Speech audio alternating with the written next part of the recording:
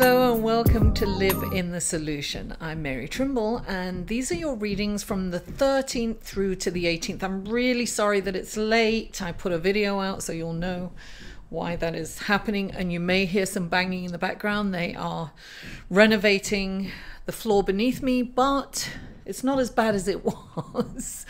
So I'm just going to go ahead with these readings. A little bit about the astrology report. I will put a timeline if you're looking at your sun, moon and rising, so you're looking at multiple videos.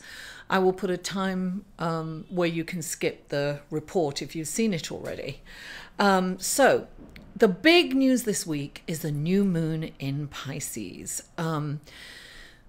This is a beautiful, it's kind of going to be like an ethereal feeling because, you know, Neptune is in Pisces, and Pisces is this deep spiritual connection to oneness. Neptune is kind of dreamy and spiritual too. So we have this incredible opportunity to have deep meditations and connection with source energy and the collective, the oneness. Now, at the same time, the sun and the moon is trying to Jupiter, which is beautiful. It's about expansion and bigness and oneness, and it's about society, right?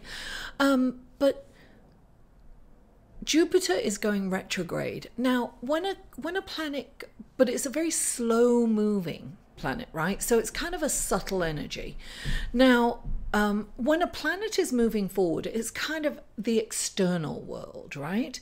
And then when a planet moves retrograde, it's about the internal world. So it's really important for us to go inside and see, and the aspects of that planet, you know, what's related to that planet. We can look inside and see where we can improve. It's really about self-reflective, self-growth.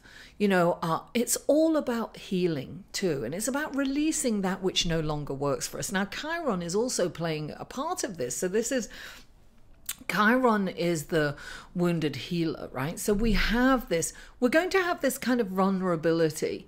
It's important for us to trust our emotions, right? See where our emotions lie. Go deep and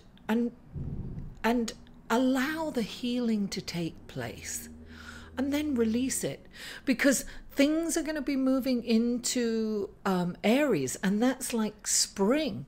That's the start of the astrological year. So it's about springing into action, right? So we need to kind of sloth all that does not work for us any longer.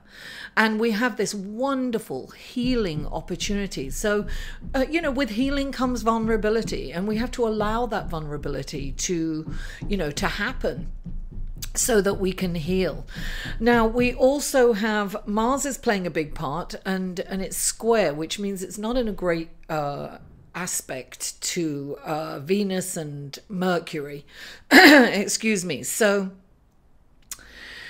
we might have some communication issues. You know, Mars is like the planet of war. It's going to kind of give us some frustration mentally, communications. It's like we really have to, first of all, be aware what's happening astrologically, and then we can rein ourselves in. It's very important to kind of hold off on reacting, right? We can have these spurts of frustration and these kind of anger and saying things that we don't mean to be saying, don't mean to say, or what we say can be misconstrued. So it's very important to rein yourself in, to respond rather than to react, right? So keep that in mind this week. But this beautiful new moon, listen, new moons are about new beginnings. We have this really fresh restart, you know. It's a beautiful opportunity to start over, something fresh. So it's important for your intentions and to be really positive and optimistic. You know, new moons are about putting our intentions out there. And I always say it's not about putting your goals down. It's about how you would feel if your goals describing how you feel if you reached your goal. So it's when you start describing it and start writing it down, you're in that feeling and you're attracting that, right? That's the law of the universe. Thoughts are electric and feelings are magnetic. So write down how it would feel if this dream happened, right? And describe that feeling. And as you describe it, you're going to be in it, and then you're going to attract it. Right? So wonderful, incredible opportunity this week. It's kind of exciting. So anyway, without further ado, let's go to your readings. Let's go to the cards for you guys. Hello, Libra, and welcome to your reading for March the 13th through March the 18th. This is a general reading, Libra. So if you'd like a personal reading, the information will be in the Show More section below. Also, this is for your Sun, Moon, and Rising. The other links to the other videos will be below in the Show More section too. And please like this video if you do. Share it on your social media, comment. I read every single comment and respond if it so requires. And please don't forget to subscribe if you haven't already. Also, I have started a Patreon page if you'd like to show a little support or a little love. Nip on over and check out my Patreon page. You can just check it out anyway. So, and if you can't do that, that's totally fine. I'm just grateful that you're here. Thank you so much. Okay, so you're reading. The first card that comes up for you is the Six of Coins. Now, when the Six of Coins comes in, it's saying help the less fortunate, right? This is like the charity card. But it's more so than just giving money. It's being, you know, it's giving a lending ear. It's hearing people's woes. It's helping someone clean up. It's just being there for someone. Sometimes your time is far more valuable than money. When this card comes up, it's saying, look, if you do have wealth, share it, you know, give it to the less fortunate. Give a helping hand to somebody in some way, whether it's material or emotional or spiritual.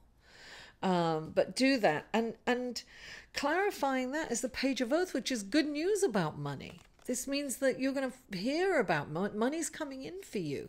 You get news of money. This could be, you know, you might find some in an old pocket in your closet or something, or an old bag, or maybe you found money on the street, or you're getting insurance payouts. This is extra money. This is news of extra money that you wouldn't normally have. So it's not like payday, it's extra money. Now the next card that comes up for you is the Seven of Coins, and the Seven of Coins is about acknowledging how far you've come. It's about looking at all the hard work you've done, because it's so easy for us to criticize ourselves, right?